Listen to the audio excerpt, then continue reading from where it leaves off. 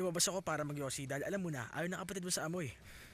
At narinig kong nakikipagtalo ka sa asawa ni Alex. Hindi ako nakikipagtalo.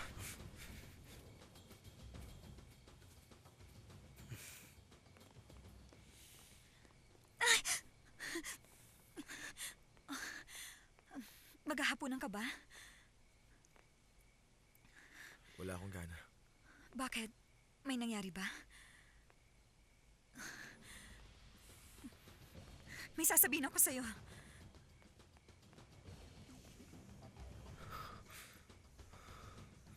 Naghapunan na po ba kayo? Gusto mong dalhan kita ng pagkain sa kwarto? Huwag na, Ezekiel. Wala akong gana, salamat. Ilang beses tinanong sa akin ni Senyora Victoria kung nakarating ka na. Gusto mong sabihin ko sa kanya nakauwi ka na. Huwag na. Kung gusto mo, bukas na tayo mag-usap. Oo, sa tingin ko mas mabuti pa.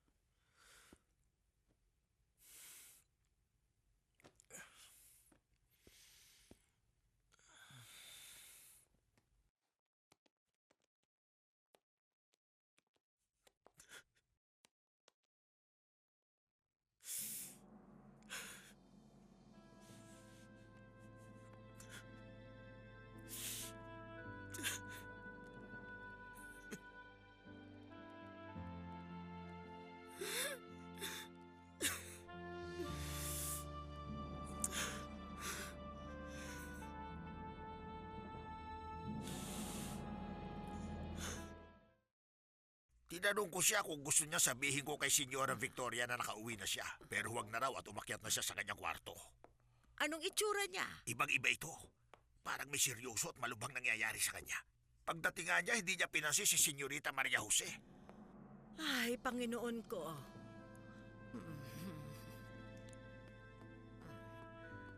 Sabi ni Ezekiel, ayaw raw maghapunan ni Alex.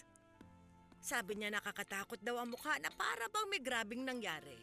Ay, hindi ko dapat sinabi sa kanya. Makakalimutan din niya ito, maniwala ka. Huwag mong pahirapan ang sarili mo sa kakaisip ng mga yan. Ay, may mga sekreto, Filipa, na hindi dapat baunin hanggang sa libingan. Para sa akin, tama ang ginawa ninyo. Dapat ganun din ang gawin mo kina Raquel at Bruno. Hindi. Huwag naman sana, Diyos ko. Si Alex, sasabihin niya kaya? Ay, hindi ko alam. Maaari.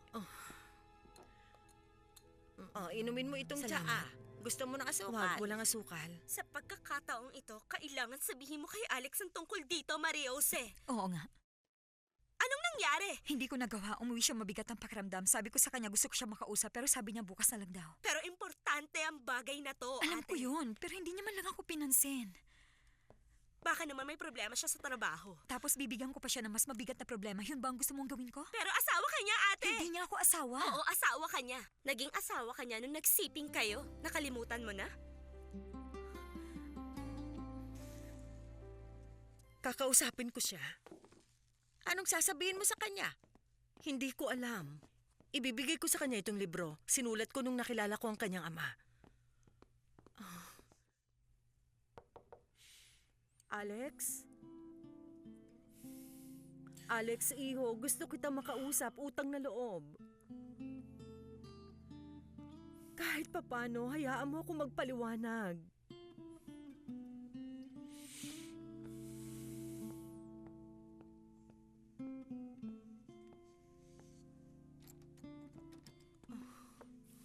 Pumasok kayo.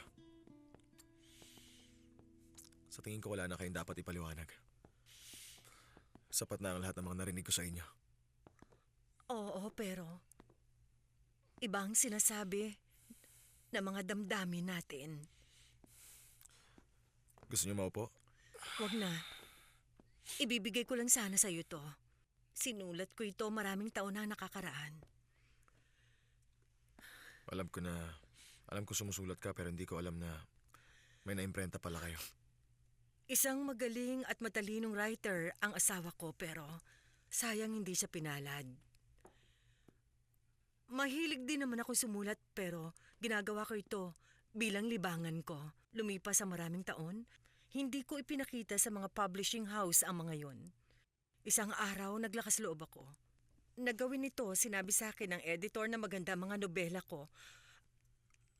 Natakot ako dahil kung magtagumpay ito, lalong panghihinaan lang ng loob ang asawa ko kaya pinablish ko gamit ang isang pseudonym. Nagustuhan to ng mga readers pero wala akong sinabihan kahit sino. Ito ang librong huli kong sinulat. Sinulat ko nung malaman kong nabuntis ako ng iyong ama. Pagkatapos, sinama ako ni Samuel sa Europe. At doon ko ipinanganak ang aking mga anak. Bago siya namatay, sinabihan ako ni Samuel na bumalik ng Mexico. At sinabi niya sa akin ako si Antonia ay malaya na. At mahal pa rin niya ako. Dapat magpakasal kami para makasama ng mga bata ang tunay nilang ama.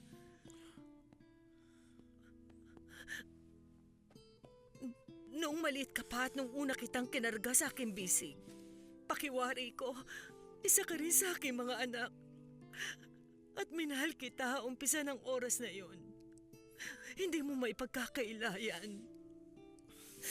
Hindi ko pinagkakaila. Kahit sino, gusto ng isang normal na buhay. Halos lahat naman. Pero sa buhay nagkasanga-sanga ang mga daan. At bigla kang may makakasalubong na magpapatibok sa iyong puso at magbibigay sa iyo ng problema. Kakalimutan ko ba siya o haharapin? Ang kahit na anong maaaring mangyari. Pilit kong kinalimutan ang iyong ama. Pero mabilis umikot ang orasan at nagkataong nagkita kaming muli. Mali ba? O tama ba ang aking ginawa? Pero hindi ko ito pinagsisisihan. Dahil mahal namin ang isa't isa at masaya kaming nagkasama.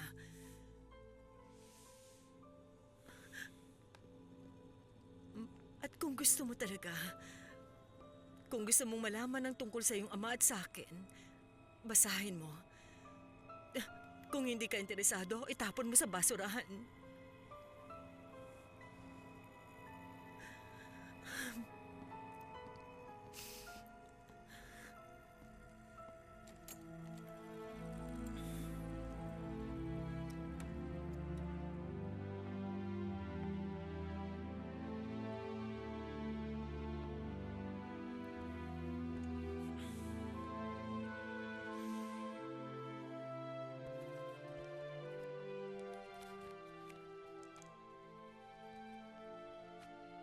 Nangyari ito isang hapon ng tag-araw. Si Octavio ay nag-aaral ng engineering at si Daniel ay literature. At kahit magkaibang kanilang interes, naging matalik silang magkaibigan. Madalas may kwento ni Daniel kay Laura ang tungkol kay Octavio, ang galing nito sa negosyo, ang talento nito at pagkamalikhain. Kaya naman nung nagkaharap sila ni Octavio at kinamayan siya ni Laura, ramdam nito ang init sa buo niyang katawan. At tinignan niya ito sa mga mata na kangiti, maalab, malalim na mga mata. At inisip niya na maaaring ganun din ang nangyayari sa kanya. Sa party na yon, nakilala din ni Laura ang asawa ni Octavio. Kay gandang babae, blonde at mabait. Pero may bahid ng lungkot ang kanyang mukha. Alam ni Laura na ilang taon na silang kasal, pero hindi pa sila nagkaanak. Nakagaya niya.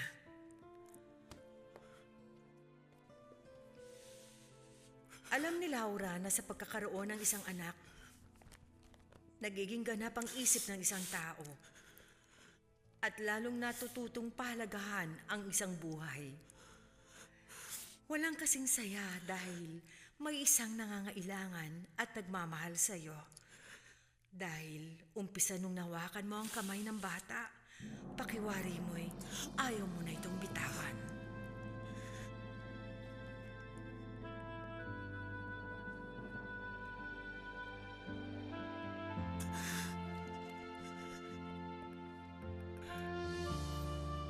Malditang babaeng yun kinuha niyang cellphone ko. Ano na lang kung ibigay niyo yung kay Senyor Alex? Sa tingin ko hindi siya ganun katanga. Sandali, sir. Kung pwede, hayaan niyo sabihin ko ito. Bakit hindi mo na lamang kalimutan na lahat? Kalimutan ng tungkol sa pera, pati na rin sa babae. Wala ka talaga naiintindihan. Ang ginawa ng matandang yun na iniwan sa kanyang lahat ay isang kawalan ng hustisya. At hindi lang yun, mapupunta pa sa kanyang babaeng para sa akin. Dahil ako ang aangkin sa kanya kapag tapos ng lahat. Kung ganon, talaga palang umiibig na kayo kay Senyora Maria Jose. Maingat kong pinag-aralan ng lahat ng to at marami pang oras kaya wala akong planong sumuko. Naintindihan mo yun? Anong akala mo mas tuso ka pa sa akin?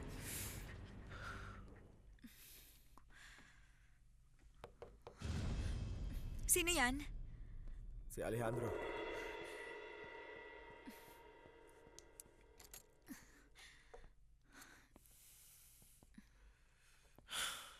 May tanong ako. Kailan ka ba dapat datnan ng period mo? Bakit? 2 beses tayo nagsiping at hindi ako gumamit ng kondom nun. Alam ko. Nagsisisi ka ba o masaya ka? Ang totoo, wala akong oras para isipin ang mga bagay tungkol dyan. Kailan ka dapat magkakaroon? Ano mang araw mula ngayon. Gusto ko malaman. Ikaw ba isang birhen? Oo naman. Pasensya ka na, prangka ako, pero hindi ko napansin. Hindi ko kasalanan kung hindi mo napansin.